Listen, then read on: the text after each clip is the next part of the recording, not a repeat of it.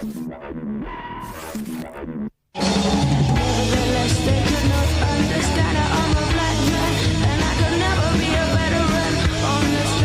you by Pfizer.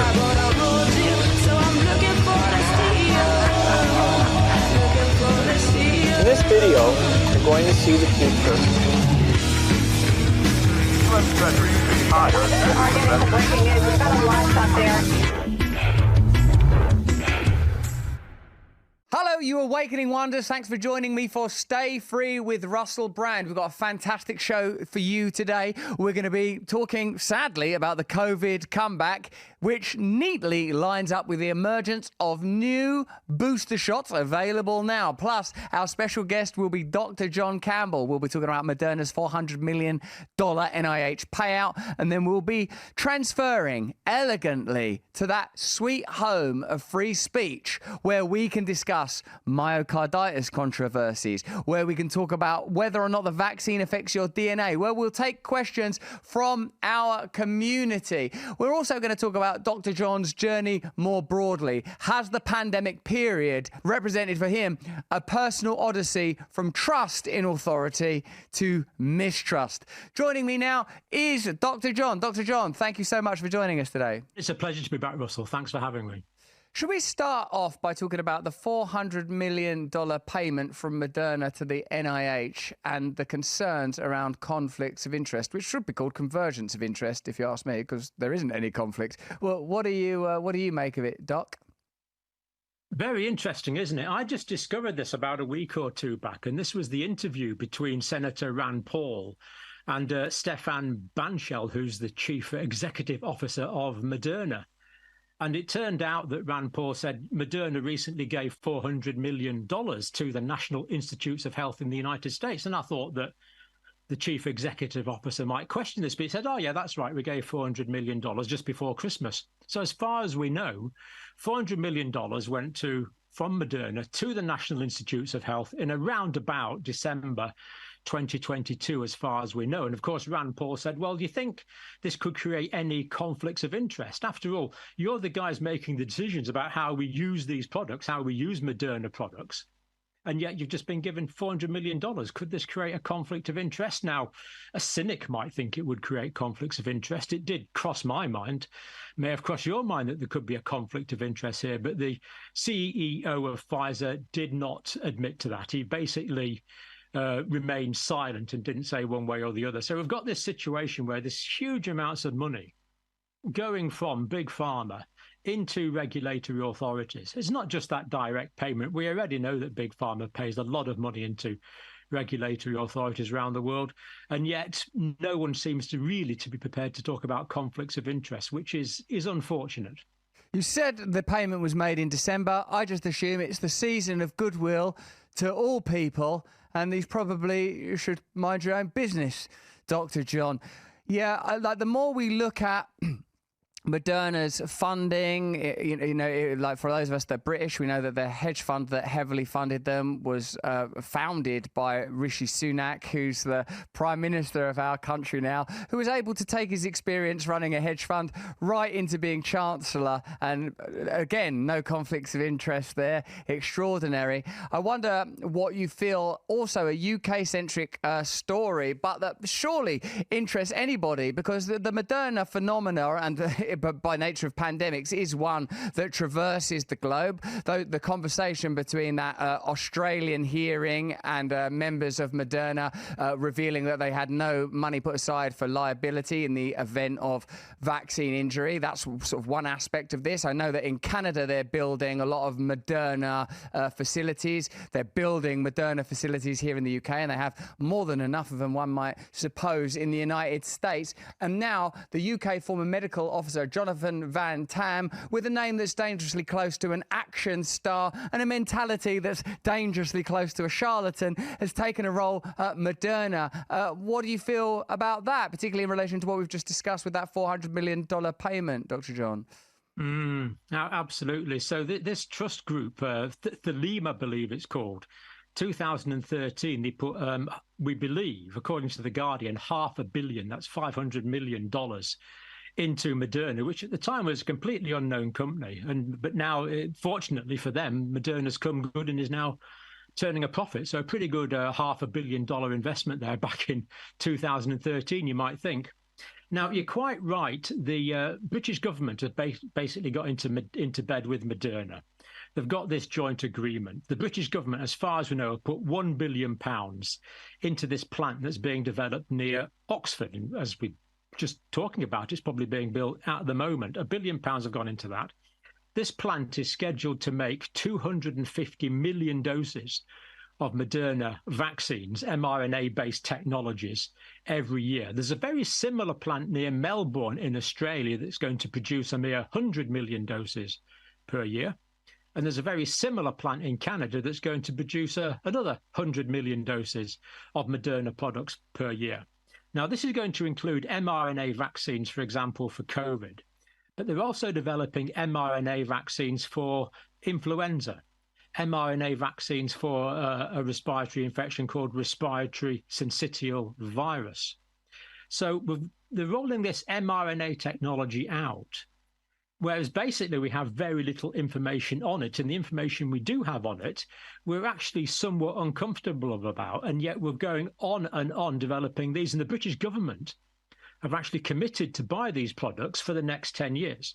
Now, they're not tried, they're not tested. We don't know about the efficacy. We don't know about the adverse reactions. But hey, we're going to buy them anyway. You know, would you buy a car like that? You know, this car may exist. It may work. It may not work. It may have spikes instead of steering wheels, but you're going to buy it anyway. You know, we've just gone into this full steam ahead, really on quite a blind basis. The only way a lot of people find that surprising. I suppose if I was buying that car with someone else's money, if I was buying it with taxpayer money, I'd say, what the hell? You know, when you have people in government that just had a hunch that Moderna were going to make a lot of money in the forthcoming years and set up a $500 million hedge fund, which, as you say, due to ingenuity and nous, moxie and insight, did come good. You know, when you have those people involved, you've got to guess that ultimately this £1 billion investment in the Moderna facility in the UK I'm referring to now is going to pay off. But it does sound like a commitment that no matter what, the doses and the extraordinary number of doses that you described, both in Australia and the UK, one way or another are going to get used. It's 450 million doses between the factories and, of course, the massive production capacity that's already in the United States. Now, the thing is, one thing that's concerning here is the traditional vaccines, where you give basically a mushed up dead virus. You give an antigen to produce an antibody response, an immune response. These have been tried and tested. We know how safe they are. We know how dangerous they are. And overall, they are pretty safe. Why on earth would you take an established safe product, chuck it out and replace it with a completely unknown product? It just doesn't seem to make any medical sense. You know, I like medical decisions to be conservative, to err on the safe side, only to go into the new areas where there's a significant risk of harm. And to be fair, these mRNA vaccines, some of them are going to be acting against particular cancers. But these are going to be given to people that have cancer already. And of course, people that have cancer already have got severe risk of getting a lot sicker. They've got severe risk of dying. In that situation, you'll be quite happy taking a risk. But when you're talking about a healthy person who hasn't got cancer and hasn't got a disease, and you're talking about intervening in their lives, then that actually takes quite a lot of audacity to intervene in a perfectly healthy person. And another thing you alluded to there, Russell, was the revolving door. So we had Professor Sir Dr. Jonathan Van Tam. Quite a few of these people have done well for knighthoods, Russell. So we've got Chris Whitty with a knighthood, and we've got Patrick Vallance with a knighthood, and Jonathan Van Tam with a knighthood. So far, I've escaped without physical abuse. I don't think you've had a knighthood yet, have you? Well, the phone call, to be fair, have you checked the mail yet? Is it come through yet? I'll tell you what, they better get this. I don't think the people are going to stand for this much longer. I think that if I don't get my gong, if I don't get my knighthood, I could see there being a pretty popular uprising. But you are right, as you often are, Doctor. My knighthood has not yet been forthcoming, but, you know, we await the day for the alighting of the sword and the bestowing of the honour. As indeed do I. I'm at the palace's disposal. But Jonathan Van Tam has gone from being the Deputy Chief Medical Officer to a post in Moderna. So he's actually now working for Moderna. Now, he's going to keep his university job at Nottingham University, it is, I think, but also going to be working for Moderna. Now, of course, no one's saying there's conflict of interest there. But what would be interesting is how far ahead of this appointment did he think, oh, you know what, I quite fancy a job at Moderna. Now, if that was a week ago or a month ago, fine. If it was 2 years ago when he was Deputy Chief Medical Officer, would that be at the back of his mind? Could that have potentially influenced any of the decisions he took? We're not saying it did.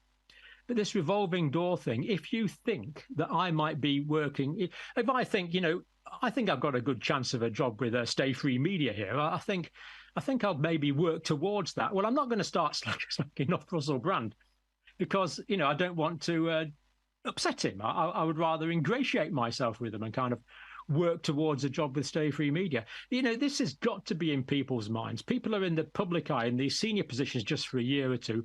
What are they going to do next? They go round the revolving door and they get a job they go from being a regulator to getting a job in one of these companies. They go from gamekeeper to poacher. And this is not just a problem in the UK. Although it is a problem in the UK, Patrick Vallance, for example, who was the chief scientific advisor, had previously worked for GlaxoSmithKline and made quite a lot of money doing that. Good luck to him, but let's hope that didn't affect any decisions he made when he was actually in office. In the United States, it's a problem. British Medical Journal has done quite a lot of good articles on this, actually, Russell. You can actually learn about some of the really quite specific revolving door issues.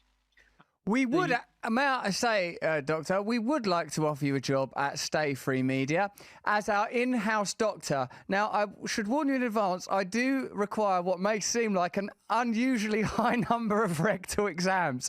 I like to have one every afternoon after lunch, and then it's straight to the palace gates to wait for the knighthood. I think you're possibly overqualified for the role, but the offer's there. Yeah, I'll bear it in mind. Thank you. I'm only a nurse. I'm only a nurse lecturer anyway, and an academic. But I can do some quite invasive clinical procedures if I need to. I do. They're almost required on a daily basis. Did Jonathan Van Tam, if I may ask, while we're still on YouTube, of course, because we do our first 15 minutes on YouTube, then we ascend, one might argue, into the reified, free speech-strewn air of full of pathogens of freedom over there at the other place that I sometimes don't name in case the algorithm picks it up. But while we're still here on YouTube, before moving on to the other place and talking about myocarditis and talking about WHO's regulations, do you think, to assess whether or not Jonathan Van Tam, while Chief Medical Officer for the UK during the COVID period, could have made decisions that were beneficial to Moderna, what type of decisions was he involved in?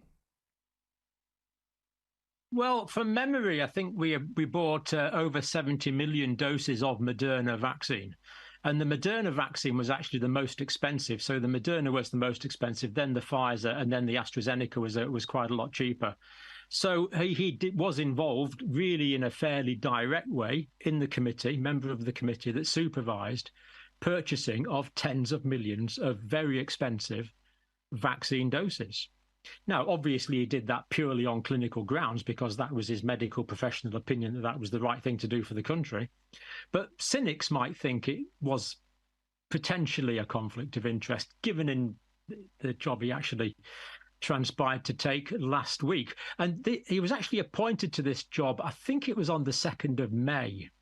But it was only announced, as far as I'm aware, last week, and it was announced rather strangely on LinkedIn. It was a bit of a funny way to do it, and certainly a big delay in the announcement, almost as if he was trying to put it off. But of course, we can't possibly know that.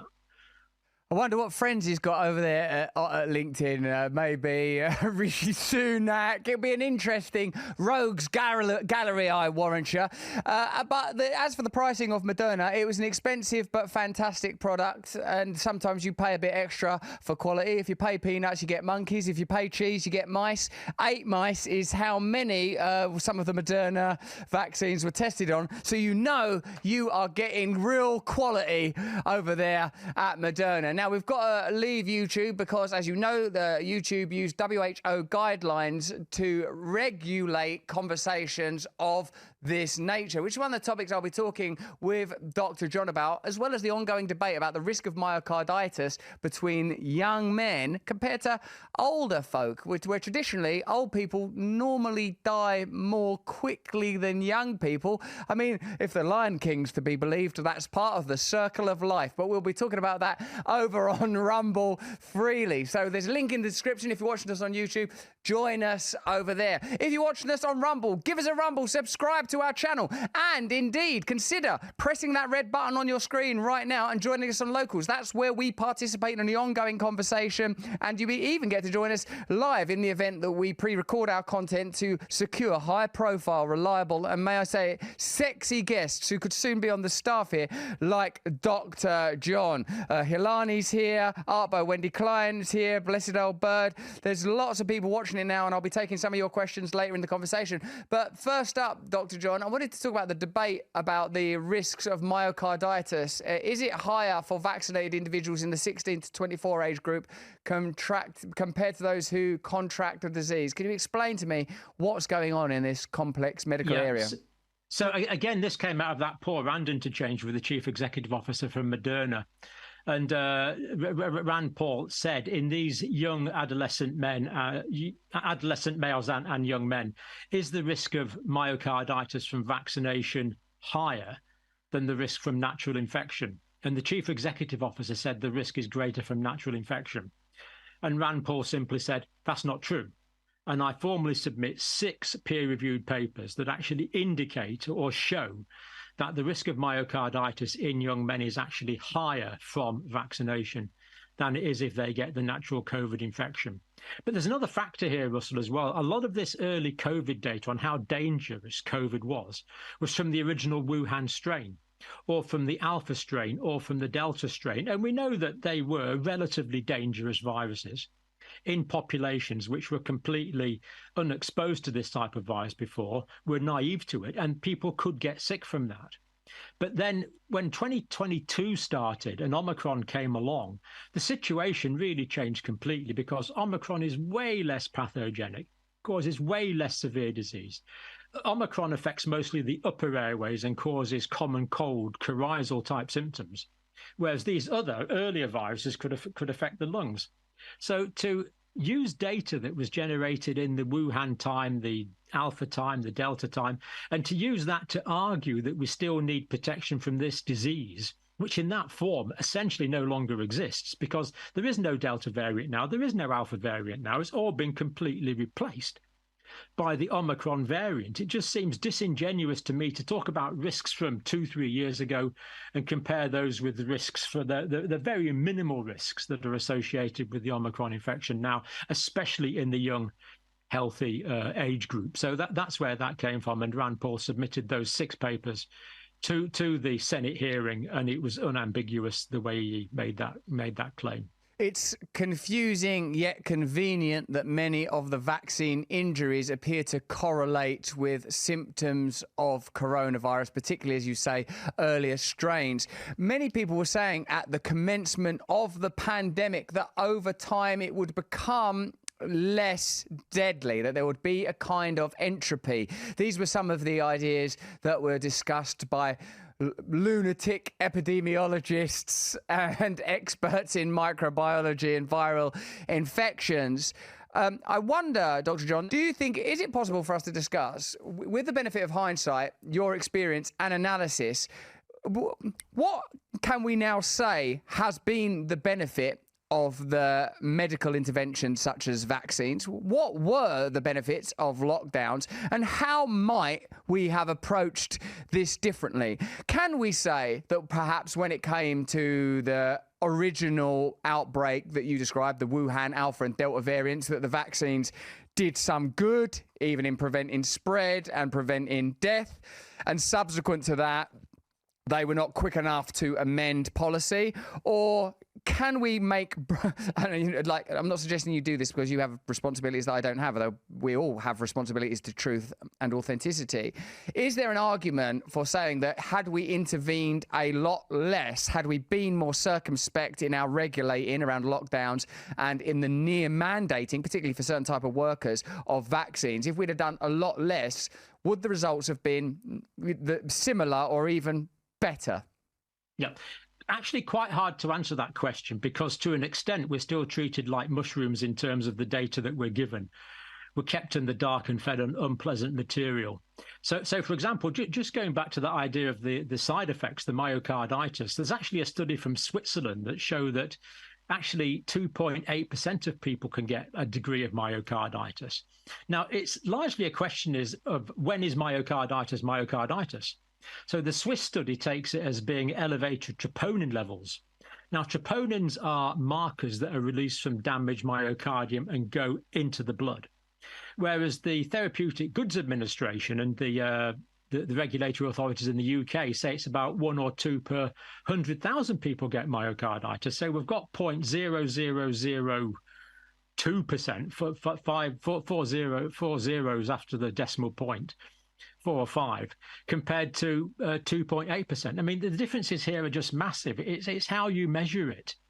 So we've got one type of study that's showing that this is absolutely minimal because we're measuring this in a very in a way which only takes into account very severe disease.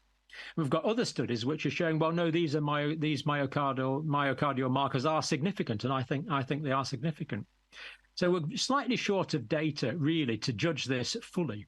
But look, taking your initial question, things were done that needed to be done.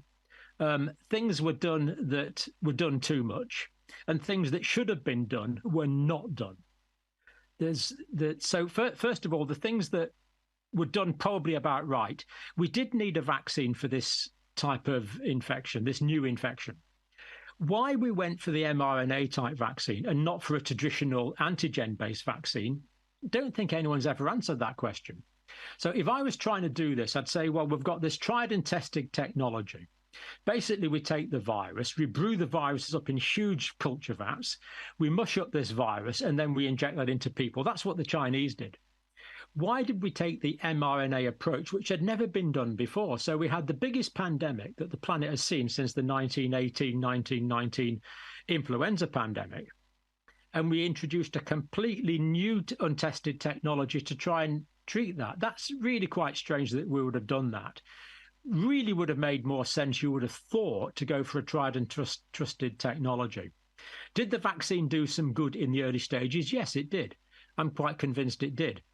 I had colleagues working in intensive care, and they were seeing people come in with this acute respiratory distress syndrome, and the vaccine did offer protection against people getting very ill.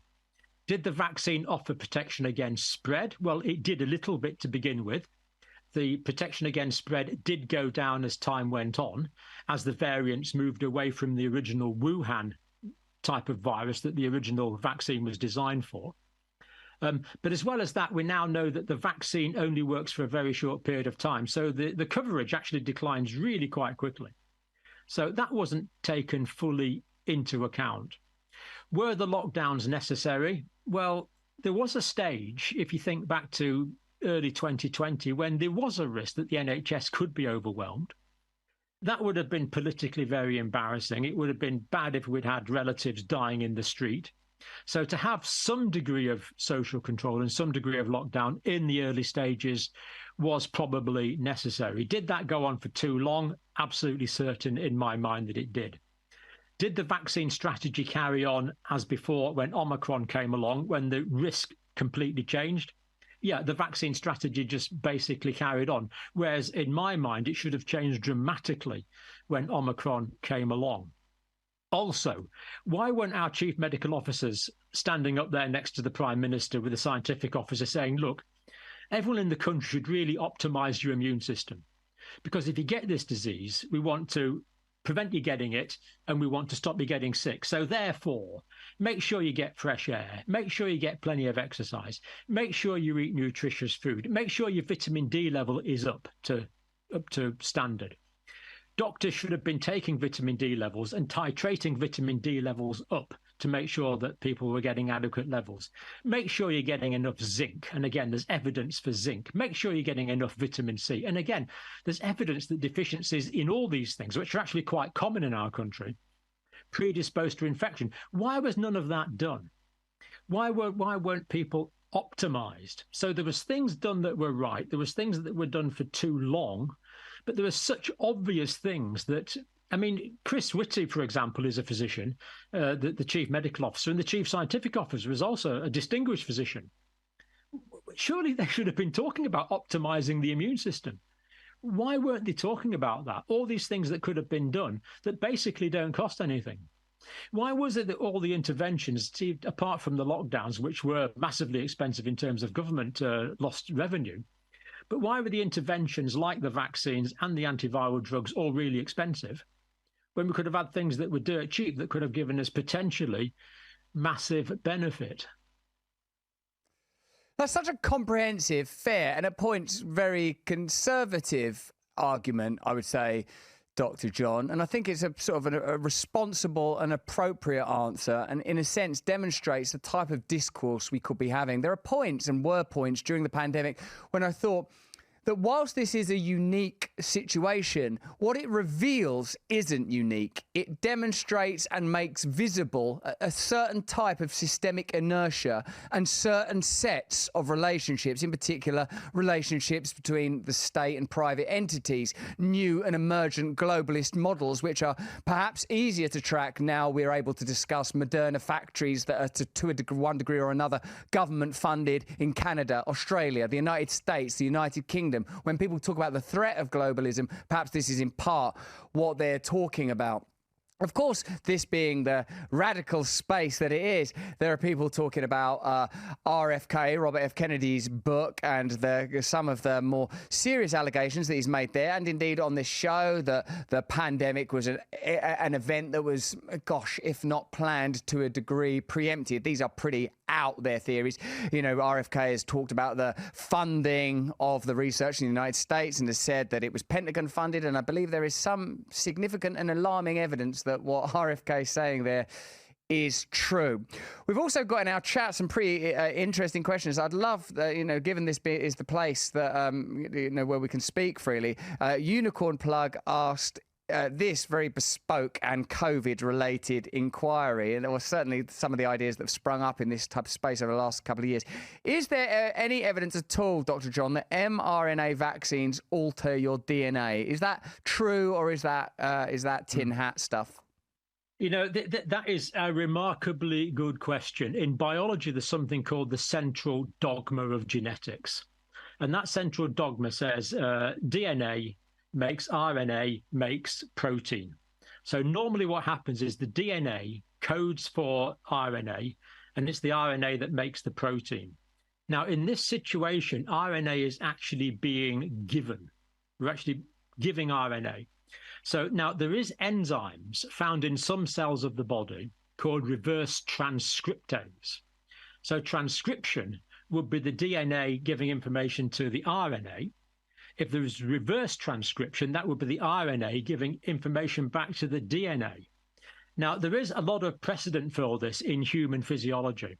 So I don't know what the percentage is offhand. I think it's around about 9% of your genetic material, Russell, actually comes from viruses. So you and I are probably about 9% virus. And that's because our grandfathers and grandfathers and grandmothers and great-grandmothers way back through hundreds of millions of years had viral infections. Those viral infections underwent reverse transcriptase, and the RNA from those viruses went into the DNA, and that's partly why we are as we are. So this idea that there is reverse transcriptase in a wide variety of cells, there is evidence for that, and I'm convinced by the evidence for that. Therefore, giving RNA, artificial RNA, could theoretically produce DNA that goes into the cells. That is a theoretical possibility.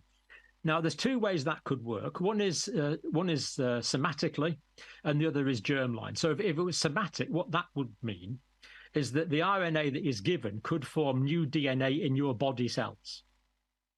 Now, if that was the case, if this new DNA was in your body cells, it probably wouldn't do any harm and it would die with you. But another theoretical possibility is new RNA could code for DNA that got into the ovaries and the testes and therefore was incorporated into the next generation. That would be a germline change. Now, there's no evidence for that. It's highly theoretical. But I've actually talked to leading scientists who believe it's possible that giving RNA into cells could lead to some reverse transcription and could have genetic changes to DNA. There's no evidence for it that I'm aware of yet, but it is a theoretical possibility that is not ludicrous in terms of the fundamental biology. It's an interesting answer, particularly when we consider that earlier in our conversation, you pointed out that a decision was made not to go with a conventional vaccine, but this unprecedented type of vaccine. And it's a question that's never been answered. It seems extraordinary that that's not something that's been subject to some scrutiny, given the plausible potential for significant intervention, change and consequence.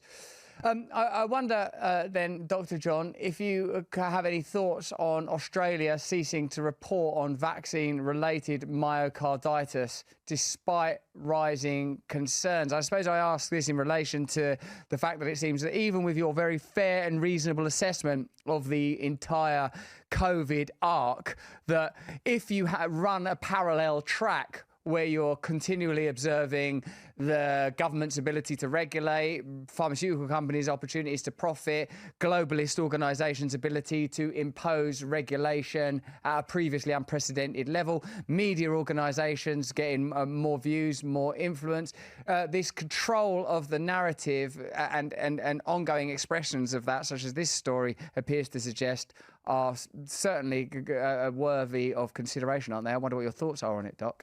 Absolutely. Before you mentioned there, Russell, that some people believe that all this was planned. It's called the plandemic. Let me make it clear. I do not believe that this was planned. However, the virus, in my view, did escape from a lab. I don't think there's really any debate about that. The animal that could have potentially transmitted the virus to humans is being looked for now intensely for 3 years and has never been found.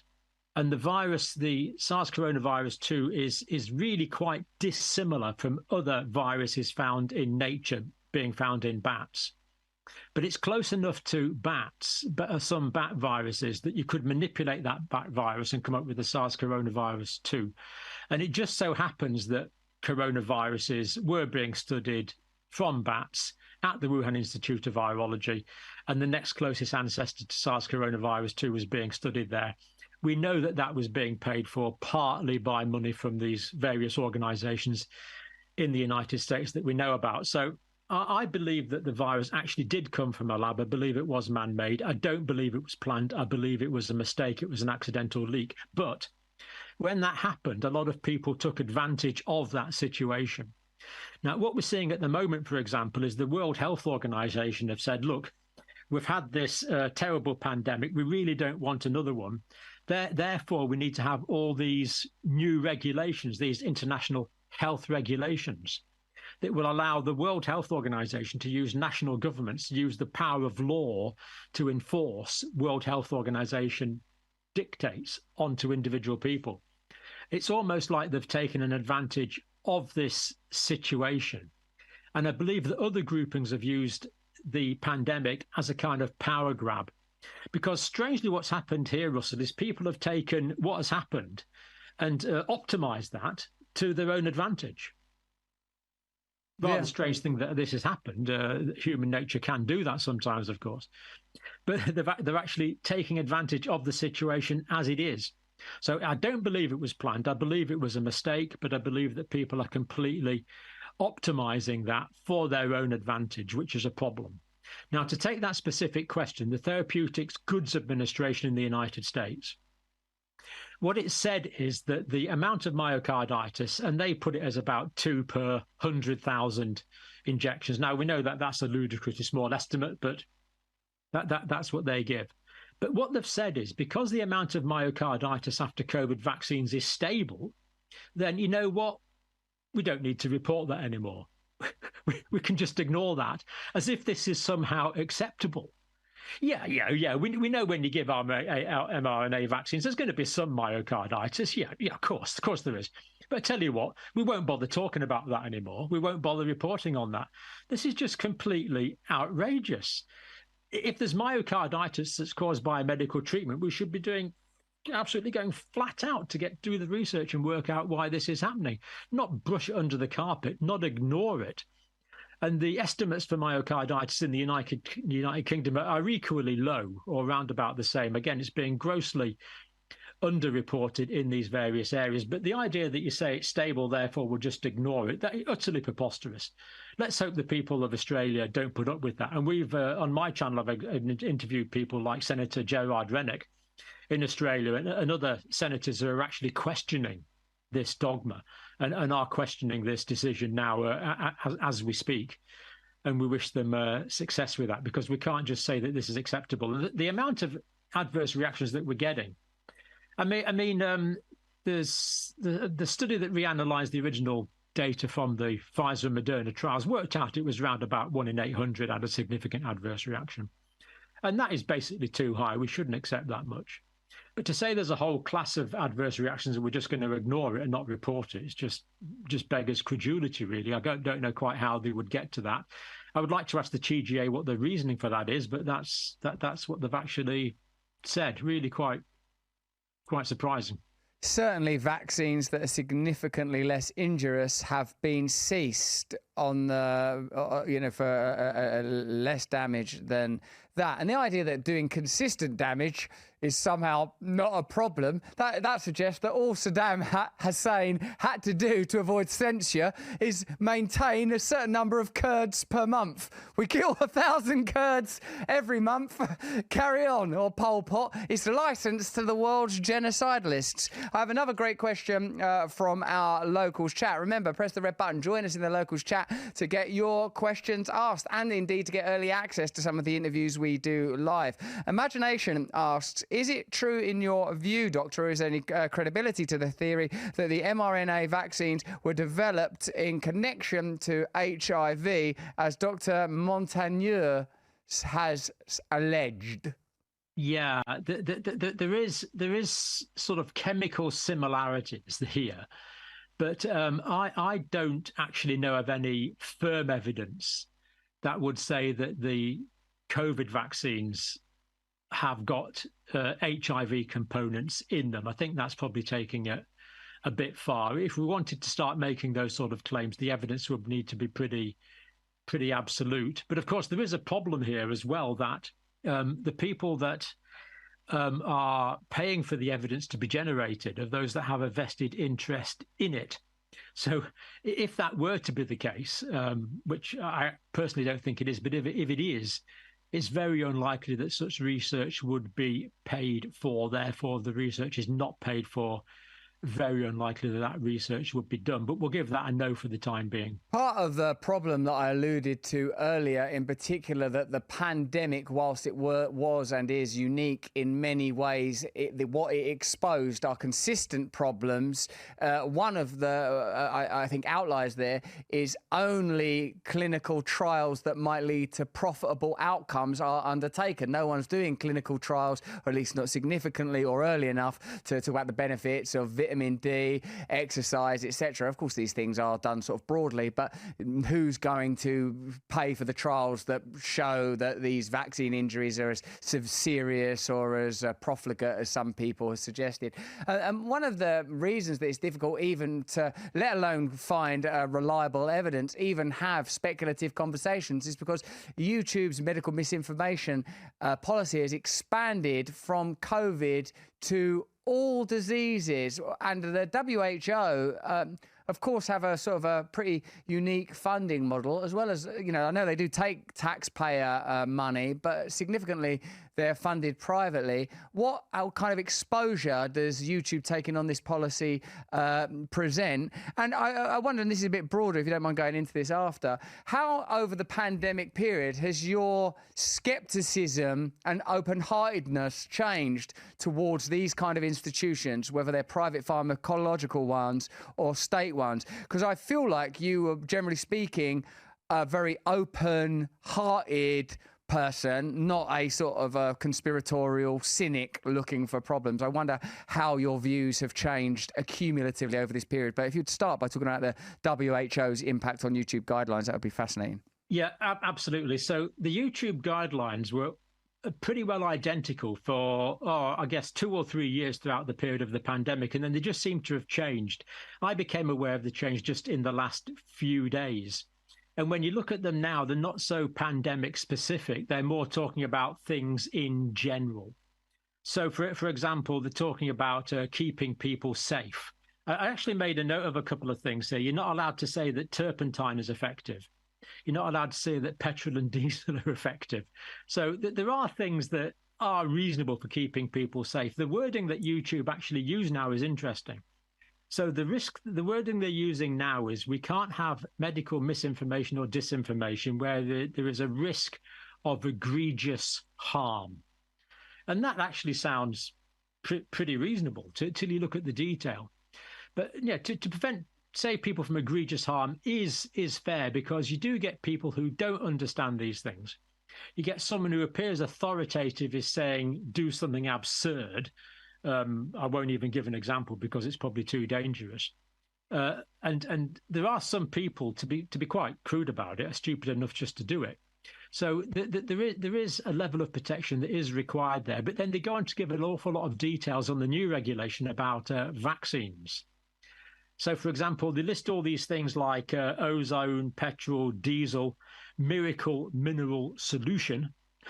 But in the same list, they actually say that you can't say hydroxychloroquine and ivermectin prevents COVID-19. So it does seem a bit strange what they have chosen to write down there. But they still have this clause that you can't say things on YouTube that are contrary to World Health Organization principles or World Health Organization doctrines, teachings, whatever you want to call them, and local health authority teachings. Now, of course, they sometimes do contradict, but basically they're saying you've still got to toe the line. Don't disagree with the World Health Organization. Don't disagree with local health authorities, or you can be sanctioned on YouTube. But there's a few strange anomalies to this. Now, I don't know if you've noticed this, Russell, but in the past week or two, and this is what sent me back to looking at the YouTube guidelines, I've noticed that quite a few channels on YouTube have been speaking the drug which dare not speak its name. You probably know what I mean, Russell. It's hydroxychloroquine and ivermectin. Oh, ivermectin. Are there 4 sweeter syllables in the English language? The Dark Lady herself, as a sweet Dame Horsepaste, ivermectin is trotting into the conversation. Is it true that the FDA has given doctors permission to prescribe ivermectin, Doctor?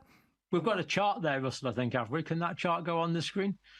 Of when ivermectin was first disbanded on there. There we go, yeah. So the 8th of August, 2023. Now, this purple line here shows the vaccines that have been given in the United States, all the billions of dollars worth of vaccine. And then on the 8th of August, when the vaccine campaign is essentially over in the States and the pandemic is essentially over, 2023, the FDA explicitly recognizes that doctors do have the authority to prescribe ivermectin to treat COVID-19. So it might come a bit late. Thanks for that slide. That's enough. We can leave that now. Now, the background here is that there was 3 doctors. For example, Dr. Merrick was actually sacked from his position for wanting to prescribe ivermectin. Dr. Merrick is a very leading doctor in the States, very highly published, ran an intensive care unit, wanted to prescribe ivermectin, wasn't allowed to. The hospital said you can't, largely based on what the FDA was saying. Now, he and a couple of the doctors took this to court. It was rejected. There was an appeal, and at this appeal hearing, that's where those words came out. So the FDA has not said that we want to use ivermectin to treat COVID-19. What it has said is doctors are now free to prescribe ivermectin for COVID-19. So the idea is that, well, this should have happened all along. So if you go to your doctor with an infected toe He might say, well, you've got bacteria in your toe, therefore I think you need antibiotics. And you have one way of thinking, the doctor has another way of thinking, you come to agreement. So when you walk out, you say, well, I've got these antibiotics for my infected toe. This is going to help me. There's a concordance, is what we call concordance, between the prescriber and the person receiving the drug. But this wasn't really allowed with ivermectin. Doctors weren't allowed to prescribe it, or at least they believed they weren't allowed to prescribe it. And doctors were disciplined for prescribing it. So we had a situation where adults, consenting adults and their doctors, were not allowed to discuss a particular drug for a particular indication and weren't allowed to do it. Now, the FDA, the Food and Drug Administration, has now said that doctors and their patients, or nurse prescribers and their patients, can come to a concordance, come to agreement. And if they want to take ivermectin for COVID-19, they are completely free to do so. That is a radical change. Consenting adults are now allowed to come to agreements with their doctors, but only happened on the 8th of August after an appeal. And actually, the judge there said, was actually questioning the counsel for the FDA, Ms. Honold, who was representing the FDA. And the judge said, well, why did you say no? You might remember that advert, you're not a horse, you're not a cow, come on, you all. Don't do it. Don't take ivermectin. And by the way, we are not advising people take veterinary preparations. Only take a drug that is prescribed by your doctor, as indeed the FDA now allow. So she said, well, when you said no, surely that meant no. And then the lawyer for the FDA said, no, they were merely quips. Merely quips. In other words, no didn't mean no, but now it's obvious it doesn't mean no. So, you know, having basically banned ivermectin for these 2 or 3 years, it now turns out that these were merely quips, and it was allowed all the time. So why Dr. Merrick was sacked remains a bit of a mystery. But now doctors can agree with their patients. If the patient says, yeah, you know what, I'd like to try ivermectin for my COVID infection, then that is now allowed. Concordance is now allowed, which is a major step forward. I can almost taste the freedom. I don't like that they're using quips over the FDA and people are, what is that then? Dr. Merrick losing his job? A prank? We only did that for a laugh. What about those 34,000 key workers in New York? What was that, sort of a mass art exhibit? Like, it's extraordinary, an installation of unemployment. That's the kind of radical reframing that invites cynicism and doubt. An earlier question... I offered you earlier, John, the question, how has your trust in medical institutions and the media and indeed the state been affected? Where were you, I mean mentally and spiritually in late 2019, and where do you find yourself now? What has this journey taught you and shown you? Yeah, the background here is that I've worked for the health service all my working life, and I worked in academia all my working life. And you always got to do what the senior people tell you. So if the consultant says, John, go and give a particular treatment, you might say, well, are you aware of this factor or that factor? And if he or she says yes, but still give that treatment, then you do it. you do what you're told. There's a hierarchy in healthcare, and we have to be obedient. And throughout all my teaching career, what you teach has got to be what is the official guidelines. So the Resuscitation Council, for example, would update their guidelines, and we'd have to change our lessons in according with those guidelines. So we've always been in this hierarchy, which is good because we've got senior people who should know best telling us what to do. And we've got the guidelines that are written by the government and various other people telling us what to do. The National Institutes for Health and Care Excellence, for example, we follow their guidelines. So at the start of the pandemic, we had the chief medical officer, we had the chief scientific officer, we had the prime minister standing there saying, do this is the right thing to do. And they were national guidelines. So, of course, we had to follow the national guidelines, assuming that they were correct. But then as more and more information came to light, it appeared that, well, no, actually quite a few of these guidelines aren't correct. Actually, quite a few of these guidelines are written as they are because people want it to be that way. People want to make a particular amount of money out of this particular preparation. People want to suppress that other preparation because there's no money in that preparation. And all these other things came to light. So I have moved from a position of basically trusting authority, because for all my working career, that has worked well. and it's been appropriate, and it's been based on the best available evidence for the most part.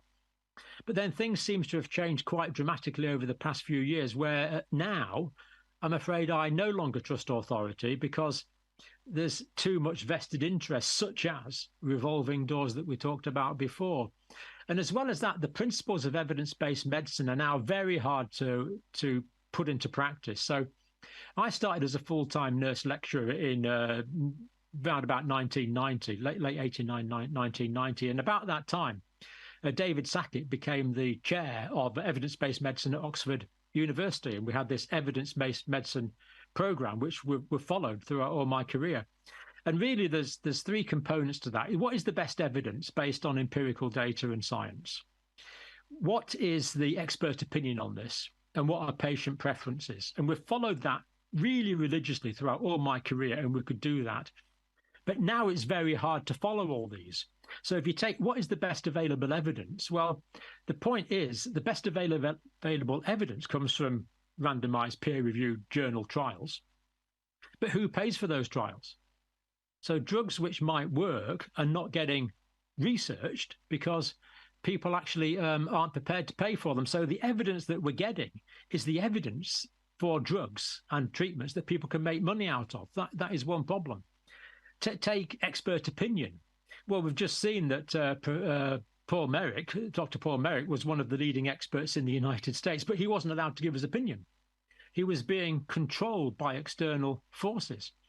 So the autonomy of the individual practitioners has now been reduced. So we can't get the data we want. The doctors can't make the decisions that they want. And the patient preferences can only be taken into account if you have informed consent. And we can't have informed consent because information is largely being controlled. So all of those principles of evidence-based medicine that I've fought for all my life, that the best available evidence on the topic, expert opinion, patient preferences, you could argue quite strongly that none of those are now possible. So you could argue that evidence-based medicine is now basically an impossibility. So what we need to do about that is to make sure the right things are studied, return authority to the experts to make the decisions, and give patients informed consent so that they can make the decisions for themselves. That's the way we need to go. Wow, not only did you give us insights, you actually gave us some guidance on what the solution might be. How like you, Dr. John Campbell, to provide a sheen of optimism over a 2-3 year period that's presented us with some pretty difficult facts to consume and against which there is no inoculation other than self-education. Thanks, Dr. John. That's a fantastic conversation. You're getting so much love out of our locals community. And if you're serious about the job offer, we can discuss terms and perks because they're basically the same thing. Right, okay. I'm pretty busy at the moment, but thanks, Russell, anyway. You're busy. I see you're busy. Thanks, Doc. Thanks for joining us. Russell. Thanks again, Dr. John. If it were possible to love you in a more physical way, I'd do it.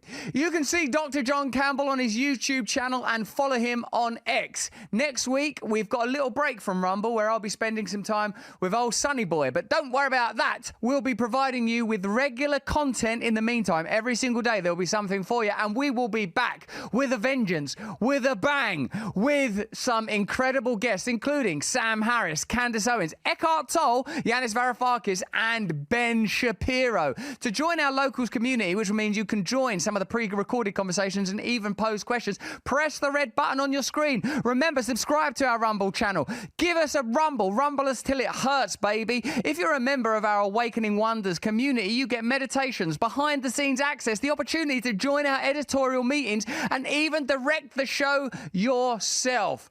Now, helpful for it is to say that they are tracking the spread of 3 new sexy little variants. Joe Biden, of course, is doing his bit by encouraging Americans to once more get boosted till it hurts. Here's the news. No, here's the effing news. Stay free. Thank you for choosing Fox News. No, here's the fucking news. Guess who's back? Back again. COVID's back. Tell your friends. Also, new boosters available. But can we trust the authorities that are recommending them? The answer's no. Let me explain how.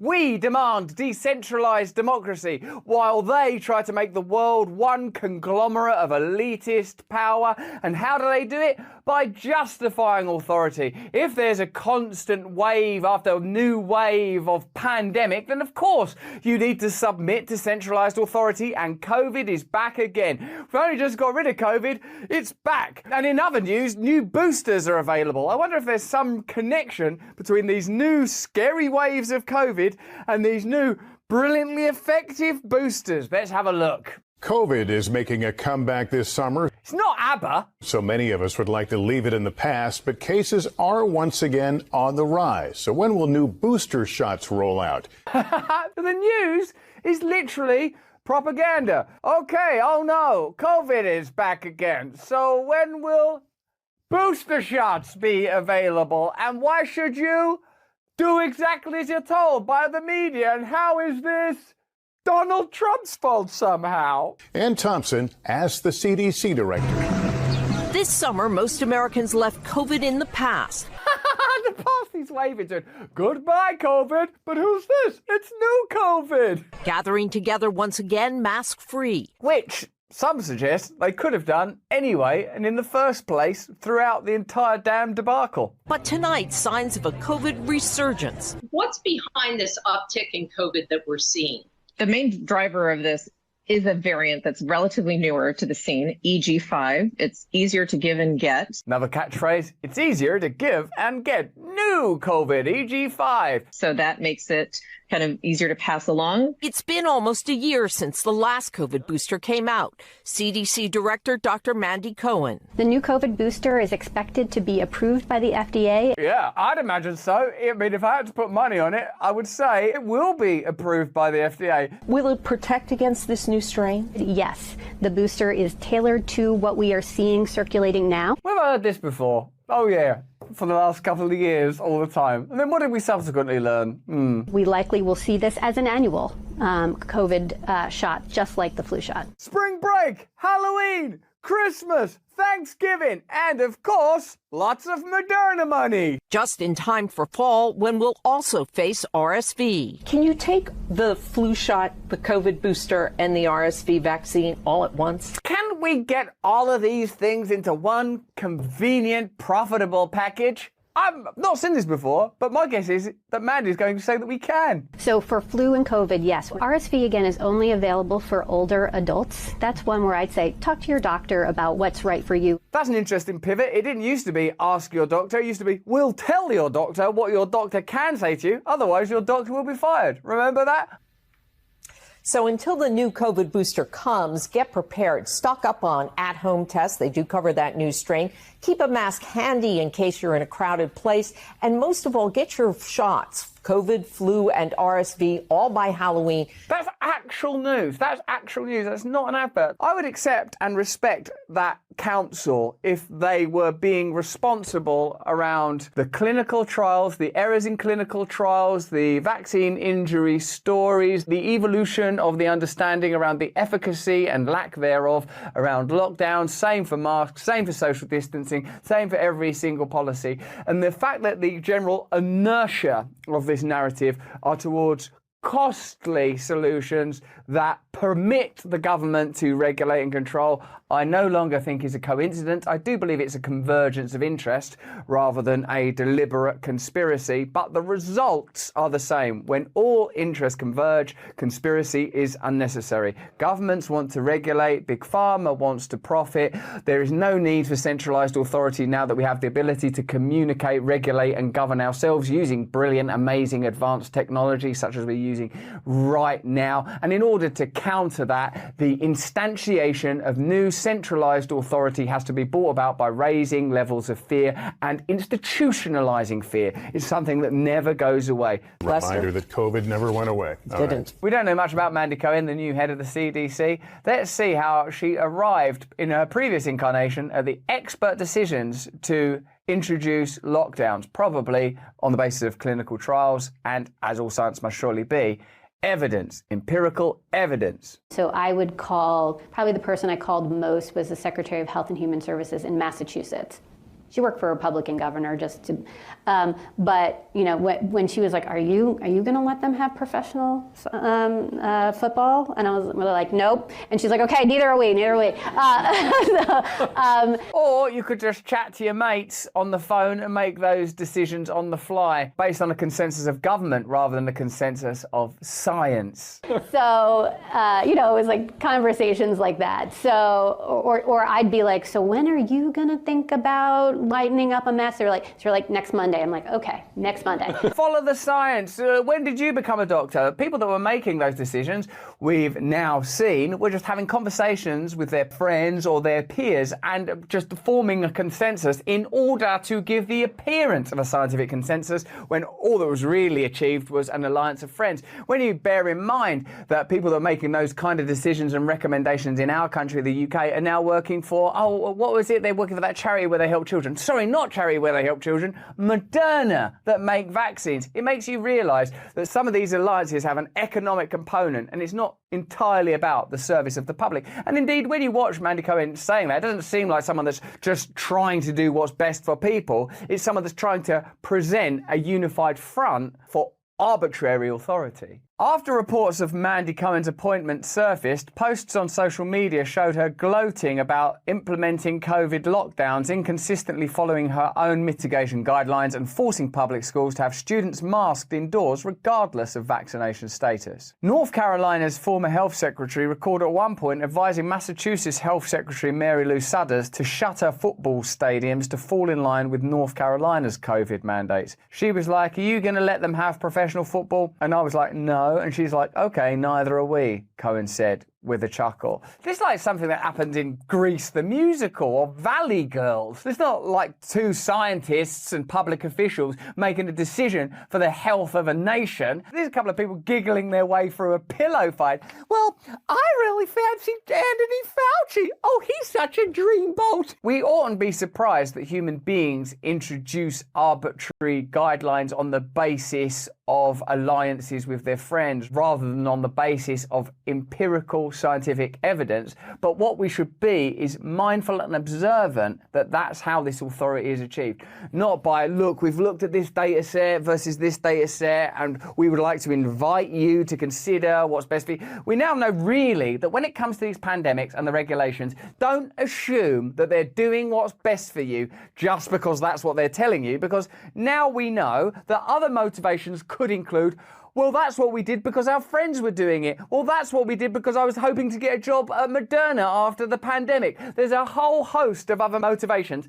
that are demonstrably true and have to be taken into consideration before blindly obeying authority, I believe. Let me know in the comments what you believe. With all this new COVID around, it makes you wonder if there will be available medicines to mitigate it. There are. What a coincidence. The Biden administration plans to urge all Americans to get a booster shot for the coronavirus this autumn to counter a new wave of infections, a White House official said on Sunday. On Thursday, Moderna said initial data showed its updated COVID-19 vaccine is effective against the Eris and Fornax subvariants in humans. New Lord of the Rings coronavirus with these elves and trolls about us. Moderna and other COVID-19 vaccine makers, Novavax, Pfizer, and German partner BioNTech have created versions of their shots aimed at the XBB.1.5 subvariant. I've heard the names now, Moderna, Pfizer, Novavax, and BioNTech, in so many negative contexts that it's difficult for me to regard them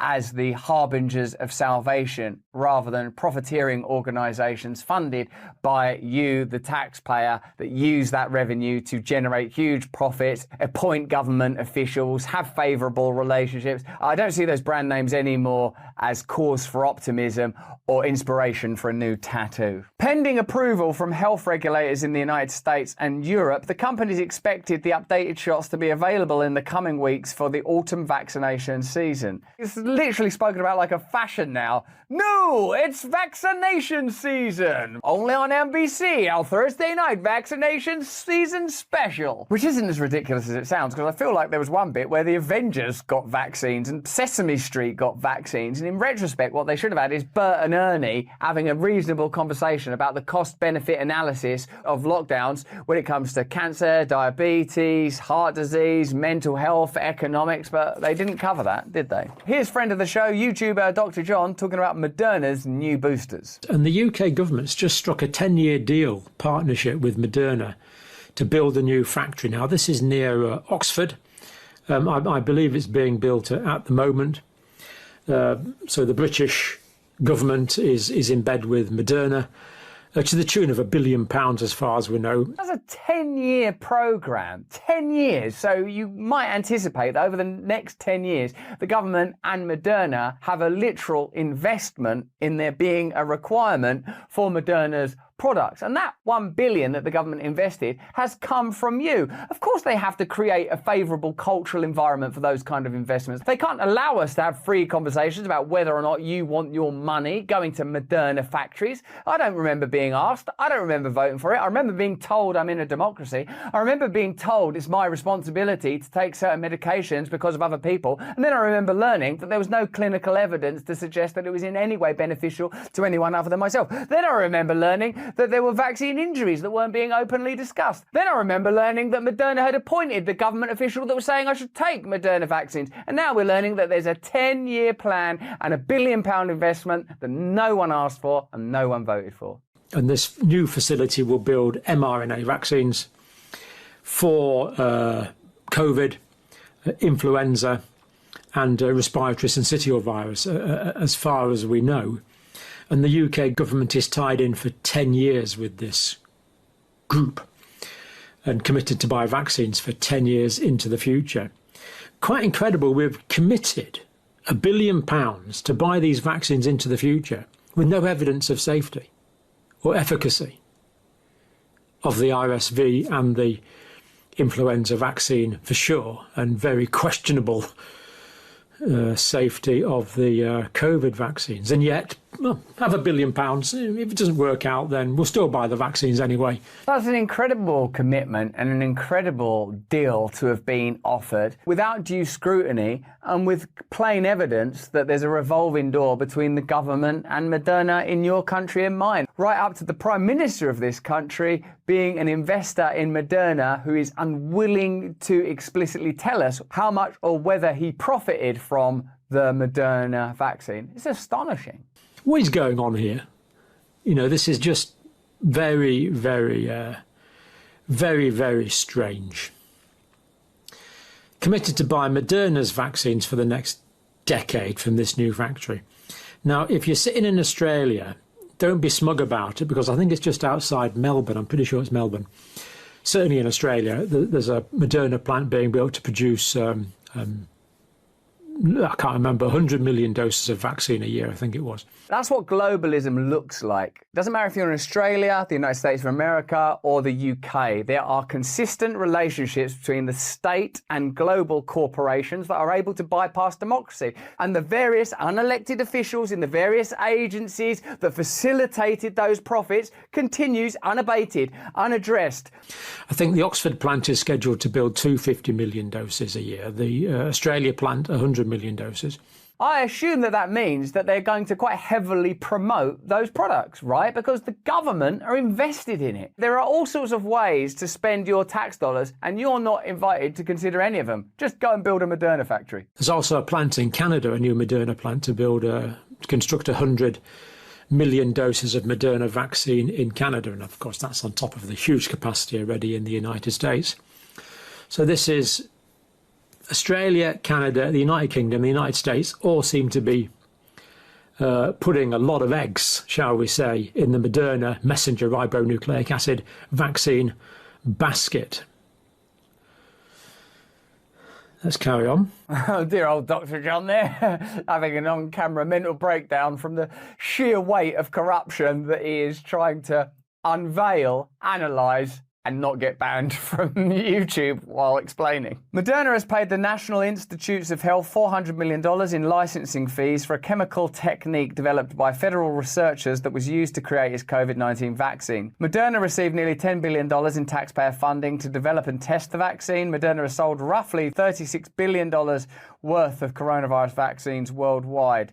The company has forecast COVID vaccine sales of $5 billion for 2023. More and more, duly Julian Assange's maxim, the function of government is to funnel public money into private hands, makes sense. It can also be mapped onto the military-industrial complex war model, the health industry's pandemic model, and perhaps various other seams of what appear to me to be corruption that I've not yet been exposed. The pandemic is back, perhaps because it's necessary for the pandemic to be back, because the pandemic has been invested in. Moderna factories are being built in Canada, Australia, and the UK. Boosters are readily available. Government officials are making their decision on the phone to one another while chatting, and people that work for the government during the pandemic are now working at Moderna and presumably other big pharma companies. This time remain at least circumspect, possibly cynical, and I might suggest disobedient. But that's just what I think. Let me know what you think in the chat. Remember, all this content is available as a podcast. You can listen to us wherever you are while you're carrying on with your business, unless you're locked in your room somewhere, which is quite likely. More important than any of that is if you can, please stay free. No, here's the fucking news. Many switch in, switch on, switch off. Many switch in, switch on, switch off, switch on. Many switch in, switch on, switch off. Many switch in, switch on, switch off.